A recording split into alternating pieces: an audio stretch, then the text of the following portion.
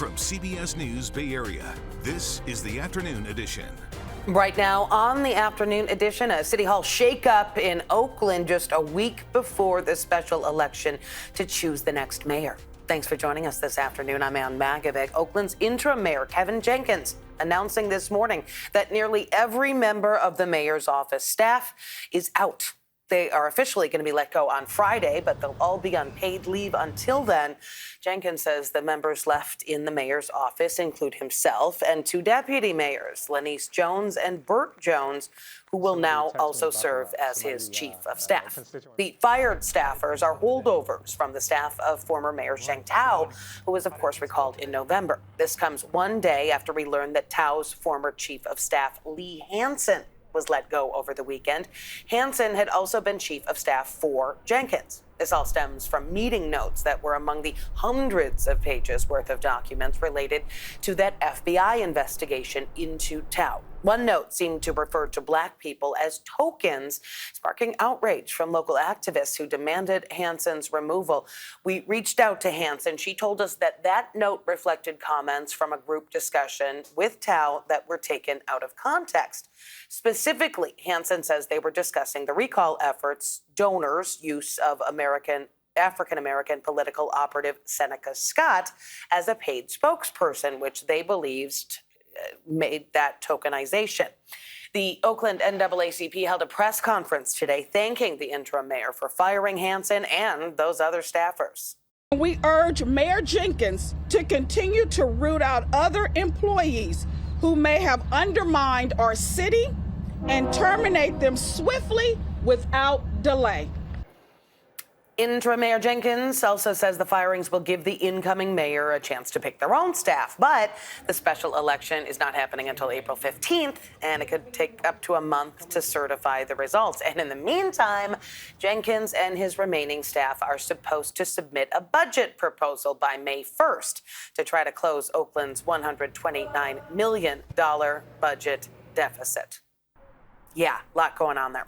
Meantime, Oakland City workers are returning to in-office work starting today. They're going to be required to be in the office at least 4 days a week. So that marks the end of the flexible work-from-home policies that started during the pandemic. This policy applying mostly to employees represented by the union. Other city workers have been back in the office since February. A standoff in Oakland between city crews and homeless advocates. Crews tasked with clearing out a homeless encampment along Lake Merritt were met with protesters today. They used heavy machinery to try to clear out an underpass lined with tents. Advocates are calling for an end to the sweep, saying they are harmful. And the people that sweep us don't understand that this is our shelters, this is our homes. So when you come and smash, when you take our belongings, you leave us to start from the beginning again. City leaders are also planning to shut down Peralta Park near the lake to add trees and new fencing. It is home right now to more than a dozen people. The city says it will offer shelter to people who will be displaced. A fact-finding hearing today could determine if 2,000 teachers in the Fremont Unified School District can go on strike. The union wants smaller class sizes, a salary increase, and health benefit contributions. Teachers in the district of about 30,000 students plan to rally before today's meeting between the district and union leaders. Last week, district officials released a statement saying they believe educators deserve a pay raise, but also point to the challenge of financial realities. The Trump administration just revoked visas for 10 students now attending Stanford and Cal. 6 were current students, 4 were recent graduates. No comments from the universities nor the administration as to exactly why, but the revocations come as visa students who protested Israel's war in Gaza face deportation. Both universities say they are committed to supporting the people affected as they exercise their legal rights. All right, to Wall Street now, another up and down day. Taking a look at the big board right now, the Dow is down, so that up was pretty short-lived. The Dow down more than 400 points this afternoon. We have been watching it. This has been a bumpy ride on Wall Street as the market responds to President Trump's tariff strategy. Now he is proposing raising the already high tariffs on China in a new social media post. President responded to China's planned retaliatory tariffs, saying if Beijing does not withdraw them, the U.S. will raise the tariff on China to 50%. Meanwhile, the 10% across-the-board tariff started this weekend. Larger tariffs on 90 countries going into effect on Wednesday.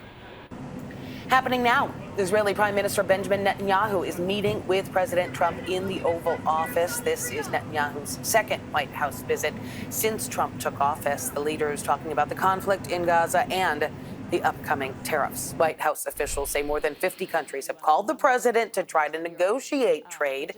Some Republican lawmakers are joining Democrats in sounding the alarm over an escalating trade war. GOP Congressman Don Bacon from Nebraska says he is introducing a House version of the bipartisan Senate bill to reassert congressional control over trade policy. All right. Let's get back to our local news because we do have some nice weather around the corner. Today, though, little light rain to start off our Monday as we take a live look at the Golden Gate Bridge. A little bit of fog there as well.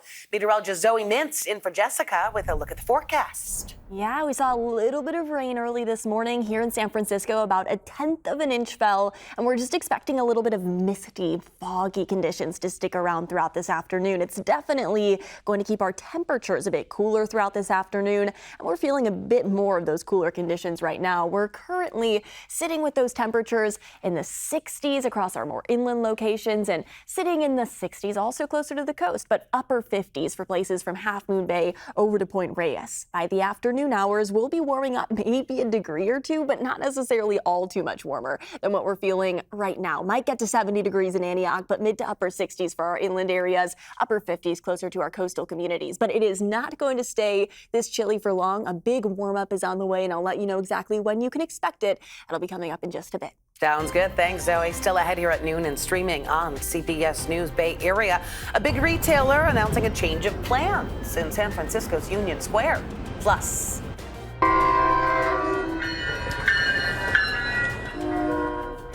a lot of buzz over that familiar sound returning to a North Bay community. We'll be right back.